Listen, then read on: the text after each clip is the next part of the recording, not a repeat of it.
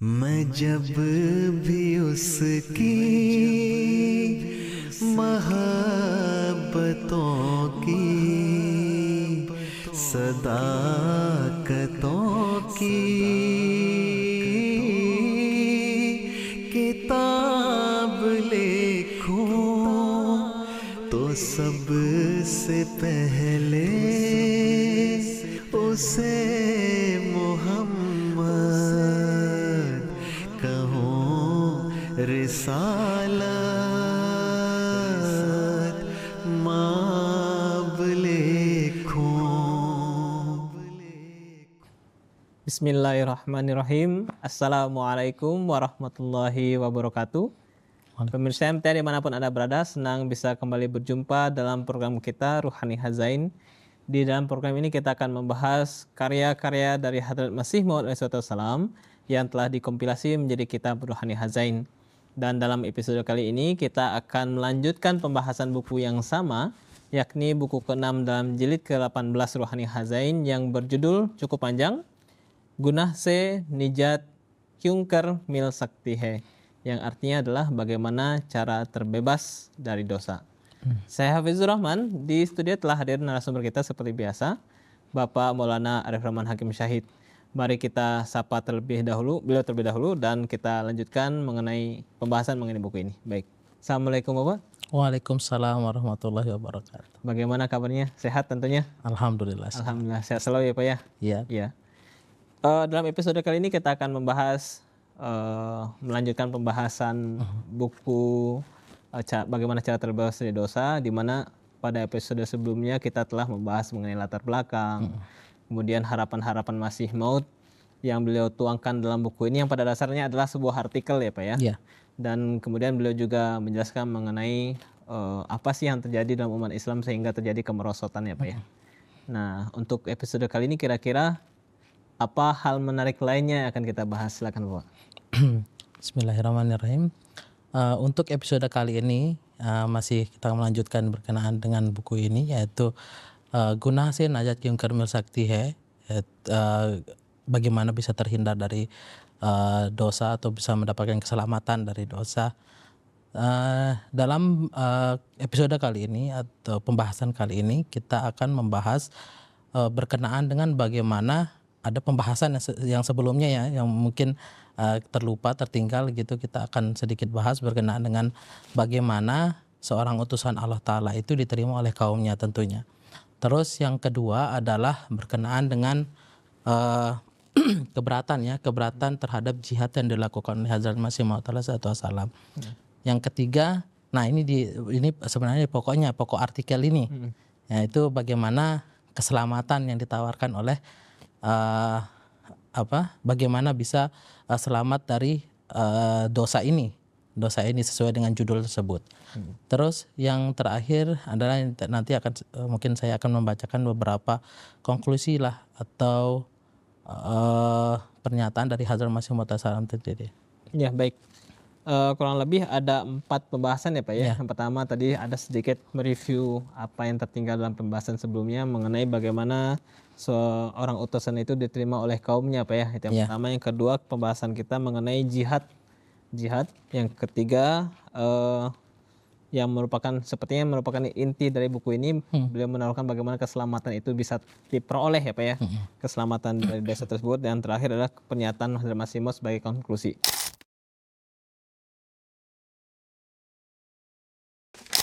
Baik, kita masuk ke bagian pertama, yang bagian tertinggal yang tadi Bapak sampaikan, silakan. Ya. Bagaimana seorang utusan itu dapat diterima oleh kaumnya?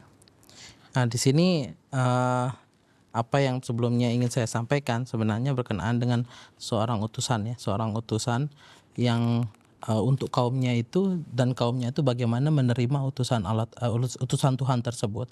Karena setiap kaum Allah Ta'ala itu menurunkan sebagaimana sunatullahnya ya, sebagaimana hukumnya.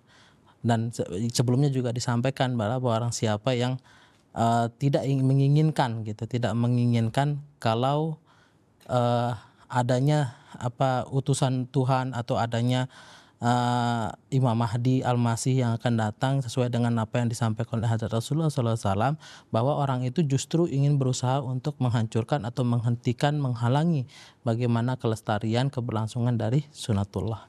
Nah, berkenaan dengan umat ya, umat atau kaum yang di dalamnya diutus seorang utusan Tuhan.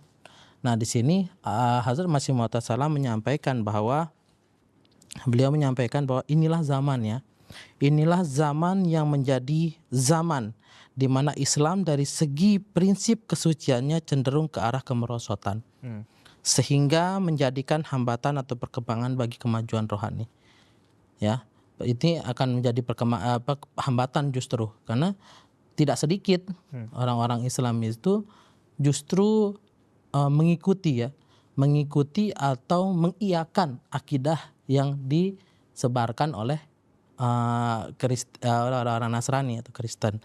Nah, di sini sehingga tertulis dalam nubuatan Islami bahwa di awal-awal bahwa di awal-awal Masih Maud tidak akan diterima, dan orang-orang yang bodoh, di sini beliau menyampaikan orang bodoh itu akan semakin menjadi-jadi.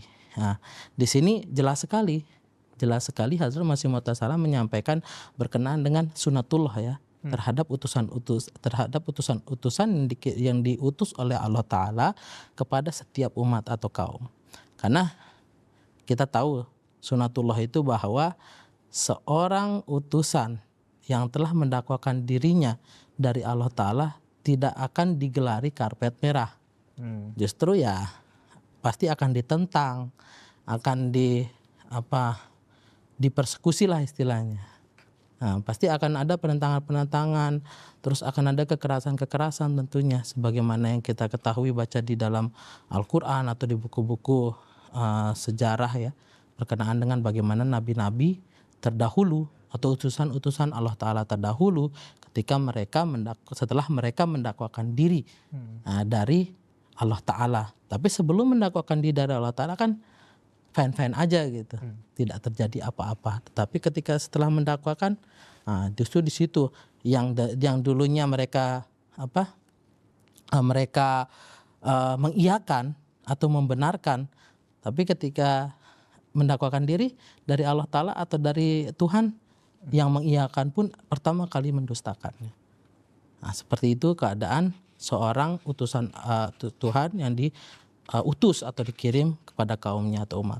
Ya, artinya menjawab pertanyaan tadi, bagaimana seorang utusan diterima oleh umatnya, artinya tidak diterima dia pasti ditolak ya Pak? Iya, tidak pasti. akan diberikan karpet merah untuk menyambut kedatangan seorang utusan Allah Ta'ala ya Pak ya? Iya. Pasti ditentang. Dan bagaimana kita melihat sejarah para nabi, bahkan Hadrat Rasulullah SAW pun sebelum beliau diutus, beliau diberi gelar Al-Amin dan segala macamnya. Iya. Orang yang sangat dipercayai, tidak ada satupun orang yang dipercayai, diberikan amanah dan dipercayai begitu besarnya seperti pada Rasulullah SAW. Tetapi ketika beliau mendakwakan sebagai utusan Allah Ta'ala, semuanya jadi menentang ya Pak ya. Dan itu terjadi kepada semua utusan Allah Ta'ala. Iya. Artinya setiap utusan datang pasti penentangan selalu ada ya Pak ya.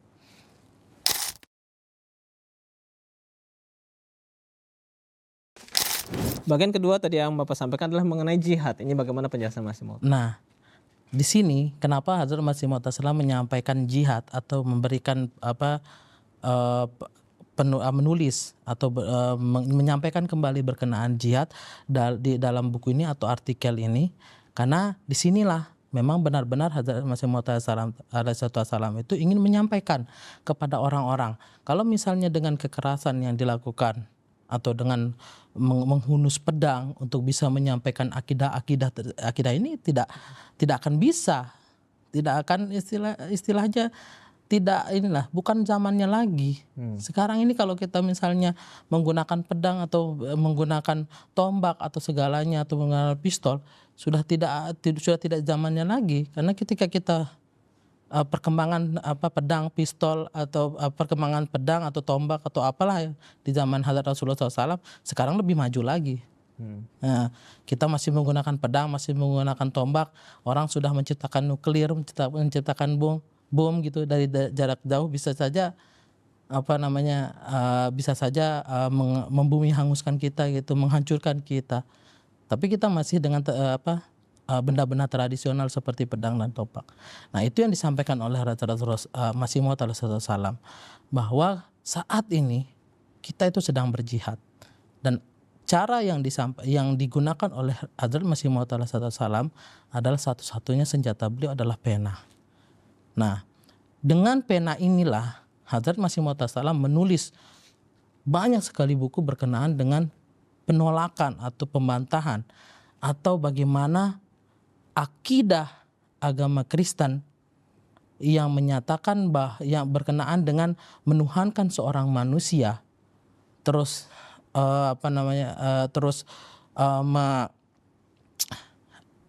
menuhankan seorang manusia, kemudian menjadikan dosa itu gampang sekali untuk bisa diampuni, atau menjadikan pengorbanan seorang manusia dengan darahnya istilahnya, sehingga umat manusia ini terbebas dari dosa sampai hari kiamat katanya. Itulah yang ingin disampaikan oleh Hazrat Masih Maud salam. Dengan pena beliau itu akan lebih menusuk atau akan lebih tersebar ke seluruh dunia. Pedang hanya bisa dijangkau untuk beberapa meter, tapi dengan pena itu bisa menjangkau hingga ke seluruh dunia. Bagaimana juga kita tahu penyebaran agama Kristen di seluruh dunia ini sangatlah cepat. Ya, akidah-akidah yang sangat gampang atau akidah-akidah mudah yang mereka sampaikan, dan tidak adanya pembatasan yang begitu signifikan terhadap suatu syariat dalam agama Kristen ini menjadikan agama Kristen ini sangat mudah untuk berkembang. Dan memang kita lihat bagaimana mereka itu tentunya keistiqomahan mereka dalam hal tersebut, sampai-sampai ya di pelosok-pelosok pun mereka masuk gitu ya. Nah, inilah yang ingin dihalau oleh Hazrat Masih Maud salam dengan jihadnya. Nah, tapi ulama-ulama pada saat itu memberikan keberatan bahwa apa ini maksudnya ini berjihad dengan pena. Sedangkan Hazrat Rasulullah SAW mengajarkan kita untuk berjihad dengan pedang dan tombak dan panah. Ya. Tapi beliau menyampaikan apa? Itu sudah tidak zamannya lagi. Sekarang zamannya adalah zaman yang sudah modern. Salah satunya adalah menggunakan pena. Bagaimana beliau menulis jawaban-jawaban atas penolakan akidah-akidah agama Kristen tersebut. Baik, berjihad dengan pena itu sangat identik dengan Hazrat Masih Maud ya, Ya. maka beliau disebut Sultanul Kalam ya Pak ya. Ya. Ya, kita bukanlah zamannya lagi berjihad dengan pena, kalau berjihad dengan pedang. Kalau dibandingkan dengan zaman sekarang, kita masih berjuang dengan pedang, yang lain sudah dengan nuklir ya Pak ya. Iya. Kan kalau pedang bisa menundukkan kepala tetapi tidak hati ya Pak ya. Iya. Makanya beliau menggaungkan bahwa berjihad itu dengan pena untuk menghapus kesalahpahaman doktrin keagamaan, yang terutama keagamaan Kristen ya Pak ya. Bagaimana mereka menuhankan seorang anak manusia, kemudian penebusan dosa, bagaimana dosa itu bisa ditebus dengan hanya mengorbankan satu anak manusia. Kurang lebih seperti apa ya garis besarnya. Dan ini nyambung ke poin berikutnya adalah mengenai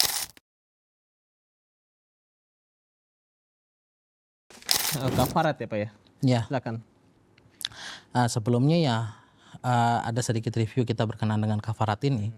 Jadi ada akidah-akidah dalam agama Kristen itu yang menjadikan orang-orang Kristen itu, atau orang-orang umum ya, awam ya, orang yang baru mengetahui berkenaan dengan agama itu cepat untuk tertarik hatinya begitu.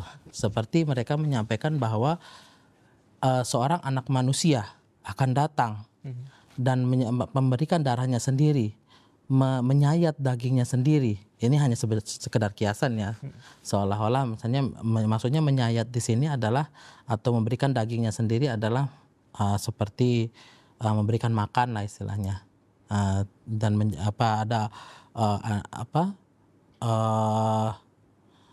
contohnya gitu, mereka memberikan contoh sebuah roti gitu. Ketika roti itu sebagai daging daripada Isa Al-Masih itu. Nah, di sini akidah-akidah tersebut,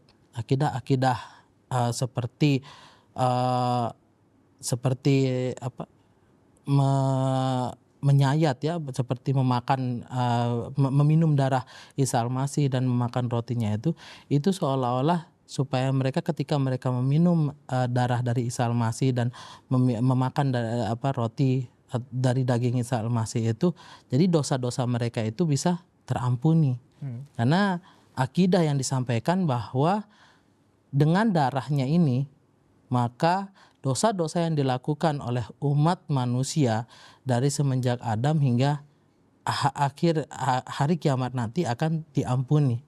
Jadi itulah yang menyebabkan orang-orang pun, ya tentunya orang-orang awam ketika kita sampaikan berkenaan dengan agama ya, berkenaan dengan Allah Ta'ala, apalagi kita sampaikan dengan berkenaan surga neraka, ya mereka akan ya takut gitu ya, dan bagaimana secara instan kita bisa mendapatkan pengampunan. Nah itulah yang disampaikan, dan beliau menyampaikan bahwa bagaimana bisa dosa itu sangat gampang untuk diampuni. Nah di sini beliau menyampaikan bahwa dosa-dosa tersebut tentunya kalau dalam akidah kita, dalam syariat, dalam akidah kita, dalam agama Islam, dosa itu akan tetap ada. Nah, tapi kita tentunya hari demi hari kita akan memperbaiki dosa itu, kita akan mengurangi dosa-dosa tersebut hingga mungkin tidak akan lagi dosa yang tersisa dalam diri kita. Tentu akan ditutupi dengan kebaikan-kebaikan. Hingga ketika Hazrat Rasulullah SAW menyampaikan bahwa suatu saat neraka itu, jendela neraka itu akan berkipas-kipas. Apa maksudnya? Tidak ada lagi penghuni di sana. Tapi tetap saja beliau pernah menyampaikan berkenaan dengan ini, manusia itu walaupun sekecil-kecilnya manusia itu akan tetap berdosa. Dan apa yang dilakukan adalah jangka waktu atau masa manusia itu berada di dalam, kecuali kalau memang benar-benar manusia suci ya, dia yang akan langsung masuk ke dalam surga begitu.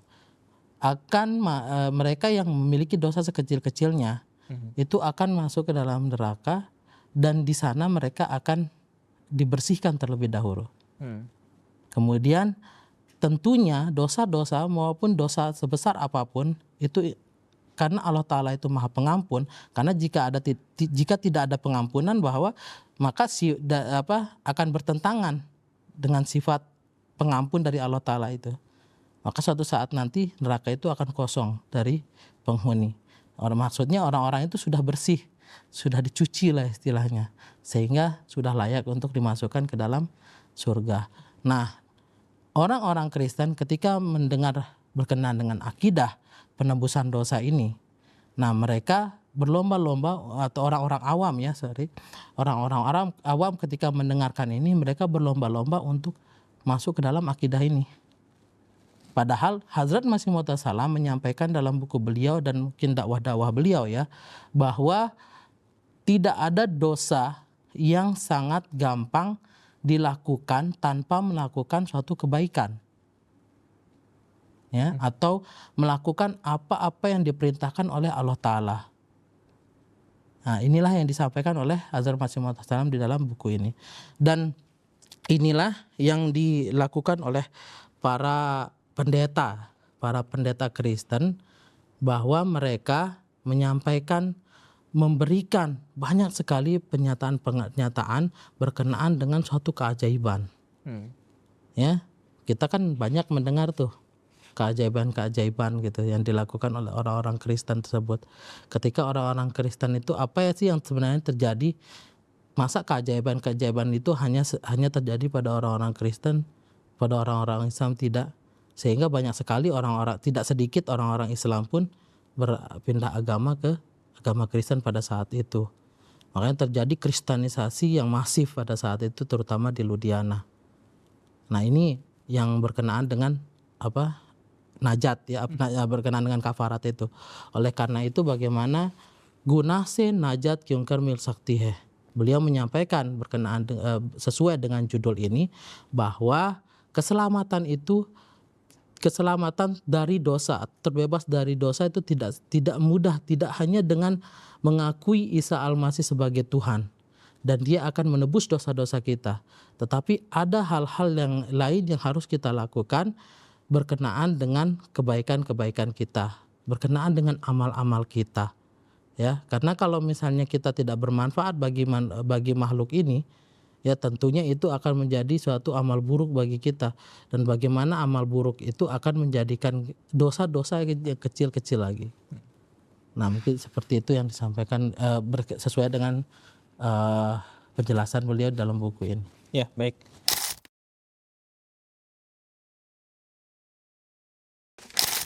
Bagian terakhir mengenai konklusi atau pernyataan Hadrat Masih Maud di dalam buku ini, mangga silakan Bapak. Nah, dalam buku ini ada bagian terakhir ya yang ingin saya sampaikan. Di sini beliau menyatakan bahwa salah satu pernyataan beliau, saya bacakan saja ya. So ab waqt hai, maka jadi inilah waktunya, sekaranglah waktunya. Udah kata udah, bangkitlah. Or yakin kapani talash karo, dan carilah air keyakinan tersebut ya. Ke wo tumhe milega, bahwa kalian akan dia akan menemukan kalian keyakinan tersebut. Or kasrat yakin se ek darya ki tarah beh niklo, dan keluarlah kalian ya dengan keyakinan yang sangat besar ya. Dengan sebagian besar keyakinan itu ada dalam diri kalian, bahwa keyakinan itu akan mengalir seperti sebuah sungai yang deras. Terus har ek shak ko shubah ki najasat se pak hokar gunah se dur ho jauh, dan hindarilah setiap bentuk ketidaksucian itu, dan jangan ragu untuk bisa terhindar dari ketidaksucian itu. Terus yehi pani he, inilah air itu, air tersebut jo gunah ke nakush ko dhoega, yang akan mencuci bersih bekas-bekas atau noda-noda ketidaksucian tersebut atau dosa tersebut. और तुम्हारे लोहे सीना को साफ करके Rabbani nukush ke liye musta'id कर देगा, akan memberikan suatu kesenangan ya kepada kalian dengan membersihkan sinah ya, dada kalian. Terus di sini beliau menyampaikan bahwa inilah kata ya, kyunke mungkin nih, karena tidak mungkin ke sakdil hakikaton ko sama sake, karena tidak mungkin hati yang keras itu akan mengetahui, akan memahami satu kebenaran. Terus kia tum khiyal kate, apakah kalian beranggapan bahwa tum baghair israh ke khuda ki azmat tumhare dil me kaim ho, akan tegak ya, bahwa kalian akan tegak di jalan di mana di dalam hati kalian azmat kebesaran Tuhan akan tegak ya. Or is zinda khuda ka jalal tum par kule, dan mudah-mudahan gitu ya, di jalan ini bahwa Tuhan yang hidup itu akan berdiri, akan terbuka ya, keyakinan terhadap Tuhan yang hidup itu akan terbuka. Or uska iktidar tum par zahir ho, dan kudrat-kudratnya akan zahir di hadapan kalian. Or dil yakin ki rosni se bhar jaye, dan semoga kata beliau hati kalian dipenuhi dengan cahaya-cahaya keyakinan. Kisi or tarik se tum guna se sachi nafrat kar sako, dan tidak ada, dan kisi or tarik se, dan dengan cara-cara yang lain tum guna se sachi nafrat kar sako, kalian akan membenci kebenaran dari dosa ya. Maksudnya sachi nafrat di sini kebencian yang sesungguhnya dari dosa ya. Bagaimana kita itu membenci dosa tersebut. Terus hargiz nehi, sekali-kali tidak, ek hi rahe, hanya ada satu jalan, or ek hi khuda or ek hi kanun hai, bahwa hanya ada satu Tuhan dan satu hukum. Jadi di sini beliau menjelaskan berkenaan Tuhan yang hidup, bukan Tuhan yang mati. Nah, di sini salah satu terhindar atau terselamatkan dari dosa itu adalah meyakini bahwa Tuhan itu masih hidup, masih berbicara dengan utusannya, sehingga dia bisa berbicara, terus memberikan wahyu-wahyu kepada utusannya tersebut dan disampaikan kepada seluruh umat manusia bahwa saya masih hidup, saya masih ada, dan sayalah Tuhan yang hiduplah yang harus kalian sembah, bukan Tuhan yang diambil dari anak manusia. Nah, karena keselamatan itulah yang inilah yang merupakan keselamatan untuk terhindar dari dosa.